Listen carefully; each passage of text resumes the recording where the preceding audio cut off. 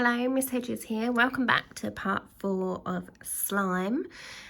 We've read the beginning part of the book now, where I think last time we had just begun to see a particular character forming. Can you remember how he was formed?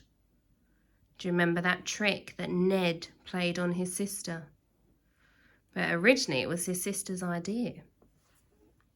Okay, so next chapter is called Blobby Blob. What the boy had done that day changed the course of history.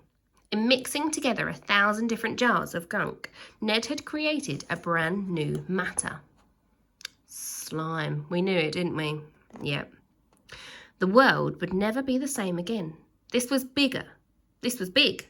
Bigger than big. Bigger than biggest. Huge among us. Which means big. You would know that if you owned a Walliam's dictionary. As Ned stayed deadly still, the slime began spinning round and round him. Whiz! It was a tornado of slime. A Slimeado. Coming out the bath. Again, we'd need a Walliam's dictionary if we wanted to find out what that one was. No, thought Ned, I'm going to be slimed to death. He shut his eyes tight and cried, "Oh!" Then the most amazing thing happened. The whirling tube of slime spun up over his head and slapped against the ceiling. Squelch. Then it began oozing downwards towards the boy. As it did, it began to take shape. Not human shape exactly, more like a blob, on top of a blob, on top of a blob. It is easier if I show you. It looked like this. A blobby blobulous blob that was hanging down from the ceiling. A huge, slimy, upside-down face was staring straight back at him. The Walliam's dictionary definition is something very, very, very, very, very blobby.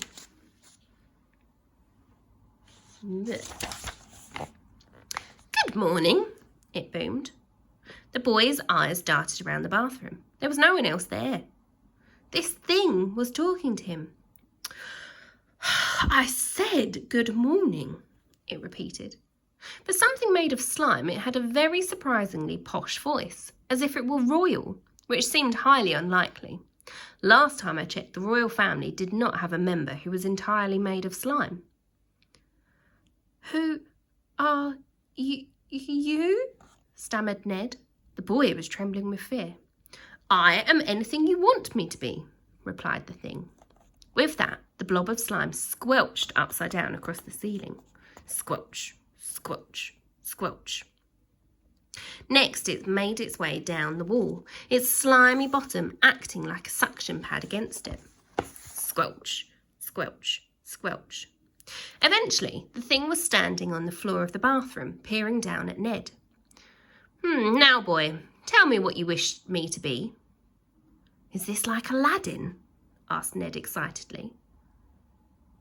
Is what Aladdin? Like rubbing the lamp and a genie coming out and the genie giving you 3 wishes. The slime looked lost in thought for a moment before replying. No, there is no lamp. I am not a genie, and there aren't 3 wishes. Oh, replied Ned. There are infinite wishes. That's a lot, isn't it? It's infinite, so yes, I suppose it is. Unless it was infinite and 1, which would be silly. Cool, exclaimed Ned. So, boy, what do you wish me to be? I can be anything and everything. A hippopotamus, a swarm of bees, a giant pair of bloomers. As it spoke, it shapeshifted into each thing. Just think of something beginning with S, a sailing ship, a sphinx, a sausage as tall as a tree, a steamroller. The boy looked on in wonder as it changed with dizzying speed. A symphony. With that, there was a sound of a huge drum being struck. Boom. The slime shattered into what seemed like hundreds of tiny globules. They flew past Ned, and he realised these weren't just globules. They were musical notes. As the sound of a symphony echoed around the bathroom, these musical notes danced through the air like butterflies. The boy watched in awe as they swooped and twirled in time to the music. "Wow," he stammered. Then, just as soon as the symphony ended, the globules all merged together. This time, they didn't go back into being Slime's bobulous self. Oh no, the globules merged back into the shape of a whale. The whale was so humongous, it filled up the entire bathroom. It floated in the air, swishing its tail. Swish, swoosh, swoosh. "Am I back to normal?" it asked. "Something feels fishy." "No, you're not back to normal," exclaimed Ned, "unless it's normal for you to be a great big ginormous whale." The whale of slime looked down and then fell through the air. Splat! Sounded like dropped jelly on the bathroom floor. Silence. Ned stared at it. Whatever this thing was, it looked to be no more. It was an X thing, lying motionless next to the wheels of the boy's wheelchair, was nothing more than a puddle of gloop. "Slime?" called out Ned. He couldn't think what else to call it, and slime seemed appropriate. "Are you all right?" After a moment, the slime poured itself back together into the shape of a blob. "Oh, that's better," it said. "I felt all over the place." "Oh, thank goodness," exclaimed Ned. "Is Slime my name then?" it asked. "I can't think of a better one."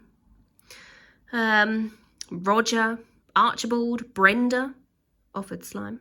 "I do feel like a Brenda." Mused the boy. "I think you look more like a slime." "Slime it is," said Slime. It gave the boy a funny look, as much as a blob of slime can give anyone a funny look. "So did you create me?" Well, hesitated Ned. "I guess I did." "Father!" exclaimed Slime. "No." "Mother?" "No." "What then?" "I guess we are, well..." Ned didn't dare to say it at first, but something in his heart told him he should. "Friends." "Friends," repeated Slime. "Friends, I like that. Yes, we are friends." The boy smiled and leaned over to hug his new friend. But all he got was a face full of slime. "You didn't tell me your name," remarked Slime. "Ned," replied Ned. "I have a friend called Ned," exclaimed Slime. "And Slime?" "Yes, Ned. I want you to help me play a trick." "Oh, goody, goody," snorted Slime, rubbing his slimy hands together in glee. "On someone who has played 1,000,000 tricks on me." Just then there was a pounding on the door. "What on earth is going on in there?" a voice demanded. It was, of course, Jemima.